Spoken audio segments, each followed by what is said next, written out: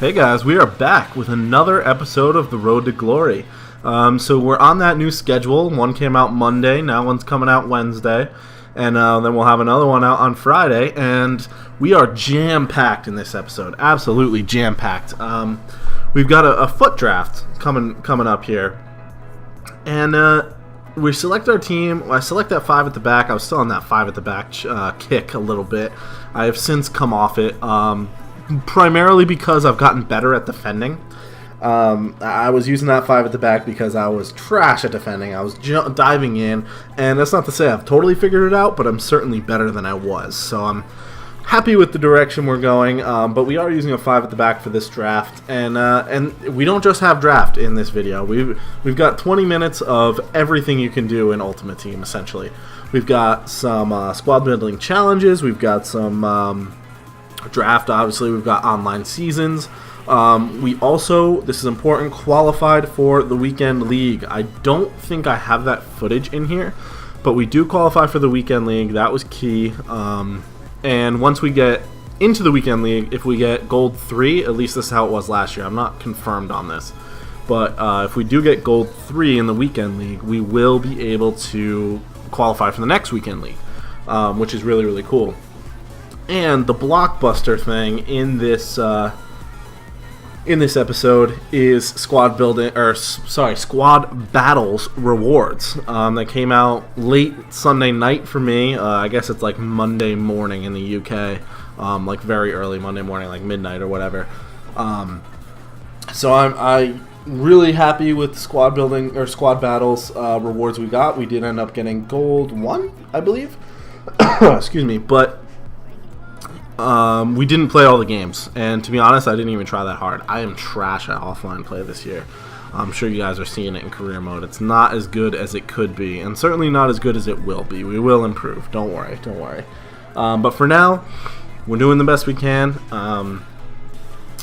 Squad battles right now, we actually played a few games, and I did mention that in the last video, but you will see squad battles now every Wednesday.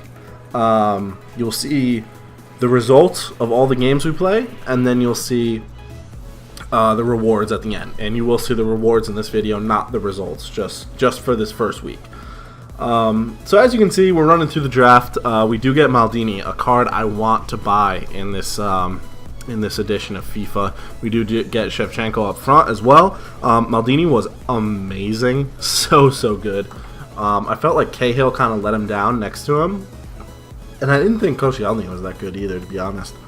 But, it was a tough draft, and we got really good players, but we didn't get good players everywhere. So we had good players in some places, but say Tim Krul as our goalkeeper, not happy with it. Could have replaced him for Leno, but then we sacrificed chemistry on a lot of people. Like right now we do have 100 chemistry, we are 84 rated, so it wasn't that bad of a draft. We do have Neymar out there. But I'm wildly inconsistent. It really depends on the game, how well I play, game-to-game basis. You will see divisions in here as well, and I will talk to that more when we get to it, but I finally found consistency in division because I found a consistent team, which you'll see in a second. So I just take a second, look at the icons and whatever, and then we do get our manager, none of which help us very much, but we do decide, I believe, on the Argentinian or the Englishman, the Argentinian, to get Messi on a little bit better chemistry, and Ever Banega as well. So we jump into the first game, and this is what we're playing against. A 3 at the back, not fantastic chemistry, but good enough. A pretty solid team with one to watch Neymar up there. This is something interesting. One to watch cards are in the draft, even if they have no upgrade. So that's definitely interesting because, I mean, do one to watch cards matter when they're in the draft? No. I mean, are they exactly the same as their normal card? Yeah, they are. But it means, and Nepenthes mentioned this as well, but it does mean that we can, oh wow, what a goal from Ever Banega there. We can maybe not expect, but certainly hope for other cards in the draft, say SBC cards or things like that. So maybe even the Journey cards. They haven't come up yet, but it's possible. Speaking of the journey, I'm slogging my way through. It's really hard to get through personally without uploading it to YouTube. And because that episode 2 footage corrupted on me, you know, we're not able to continue the series, which really sucks. And as you can see, we do lose in the first round of the draft, which really was a bummer. Wasn't on my game. Didn't get to grips with the team, unfortunately, and we do end up getting bounced in the first round. Now I really hoped for a FUT draft token here, and we don't get one. We get 3 5K packs, which literally is our money back, right? 3 5K packs makes 15K. Do we make our money back? Not on that pack. We get a squad fitness. I mean, squad fitnesses should go up in theory, but I just got rid of it because I was frustrated we lost the draft. I just wanted to get some coins back to try and make up the deficit. And we open our next pack, and in it is nothing again. We do end up with Kalinic, who actually sold for a little bit because of the marquee matchups with AC Milan. Selling for a little bit more than a regular non-rare would. But, you know, these packs are giving us contracts, they're giving us fitness, they're giving us stuff that we would have had to buy otherwise. So, you know, it's not all bad. We do end up saving. I save managers because it'll help out with, like, your negotiations, right? So I don't know if you guys know this, but the more managers you have, the higher percentage gets added on when you add a contract. Like, let's say you put 10 contract, or you know, a card worth 10 contracts onto a gold player, your negotiations can go up to, I believe it's 50%. So if you put a 10 contract on, but you have enough managers that your negotiations, their special ability basically, goes up to 50%, you'll actually get 15 games for every 10, or an extra 5 games, right? Another 50%. So you get a total of 15 games if the contract gives you 10. So pretty cool there. So that's why I try and collect the managers. So that was our draft, or that was our rewards. Nothing special, nothing really good at all, to be honest.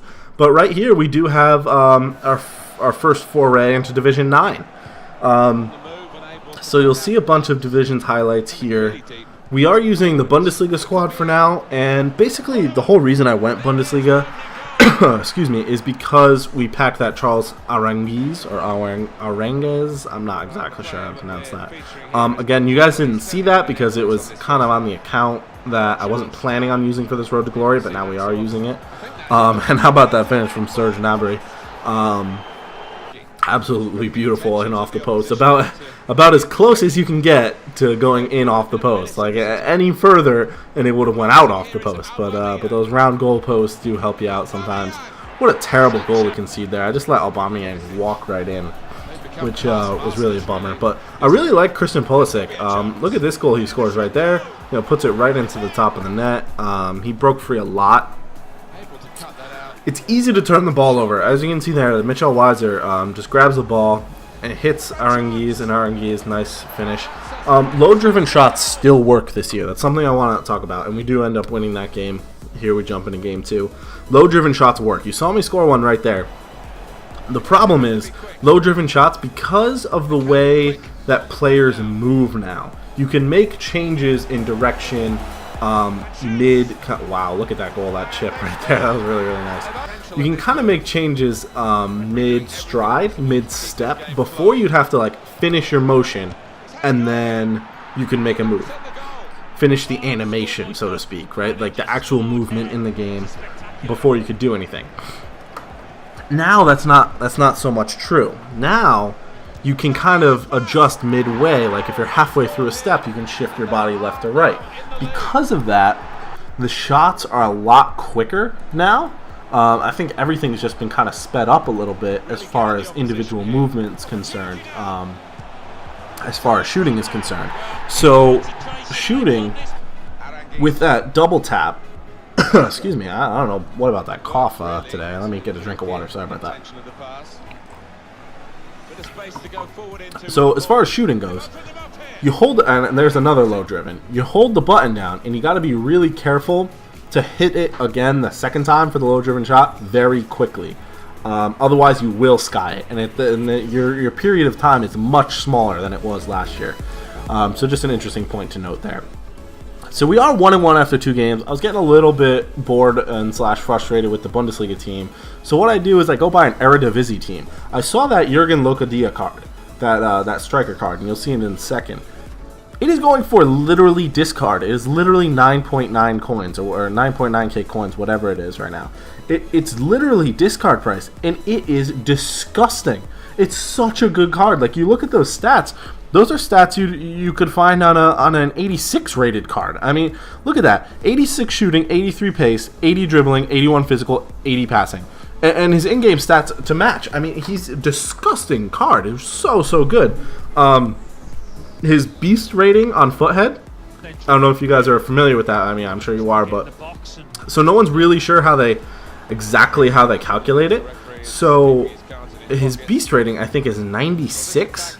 He has one of the highest in the game. Even his regular card is quite high. But this upgraded card is just amazing. Like, I hope he gets another inform. I'll go buy that one too. But for now, he's the focal point of the offense. I think as I'm recording this, he has something like 29 goals in 20 games, which is pretty good for me. I don't normally have like a goal a game striker. So I'm really happy with this performance so far.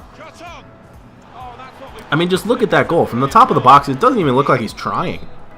And this was a really cool goal. Jahanabagakish, that's not how you pronounce that, but he hits the ball in, and Herving Lozano on the other wing, diving header right past the goalkeeper. It was a really nice goal, and I was loving this team. And since then, we have made upgrades, we have made improvements, turning it more into a Dutch team almost. But look at that goal! Look at the essentially on the turn from 25 yards away into the opposite upper 90. I mean, I don't know a lot of cards that can do that. I haven't come across a lot of cards that can do that. And we absolutely roll to a 4-0 win in the first game we use this team in, which puts us on 6 points for the division. And then we go up against this cheap, kind of sweaty Premier League team. We've got Iheanacho in there, Cabaselli at the back. I need to stop doing that. I give away so many goals just making bad, careless passes to my center backs, and they just pick it up. It is so frustrating, and I have nobody to blame but myself. But I'm working on it. Herving Lozano with that unbelievable Ronaldo chop there just finds our guy at the far post, who hits it off the post, and Locadia, whichever, not sure, does put it away. We're playing like a high press here. Ziyech wins the ball. Locadia just taps it home. And he is amazing. His positioning is great. His actual skill is great. He's quick enough. I wish he had 4-star skills. If he had 4-star skills, he'd be one of the best players in the game, in my opinion. Not that I've used all the best players in the game, but, you know, I did use Shevchenko, and I am vastly preferring Locadia to Shevchenko at the moment. So Herving Lozano was great on the wing as well. Look at that scoop turn, bides his time in the box, and wow, finds that far post finesse. Sorry, I cut that clip a little early, but Locadia, nice touch to beat his man. Ball rolled again inside, left foot finesse shot. I mean, look at this. Like, I'm not great at FIFA 18, and I understand it's easy to score goals, but he is scoring fantastic goals. I mean, he just dribbles by the whole team, low driven shot right there. I mean, I couldn't be more of a fanboy right now, obviously, but I'm really enjoying playing with him, and he will be in the team we take into the weekend league. As a matter of fact, I think it will be some iteration of that Dutch team there. I mean, obviously somebody like Arjen Robben would be great to add to a Dutch team. We do add Memphis Depay. We add players. I want to add De Vries, but eventually we will get there. Right now we are doing just fine with this team, and there you see Locadia becomes provider, playing through the assist. I don't even know what happened on that corner. Somehow Lacazette gets a foot to it. This team was pretty poor. Still had bronze players in it.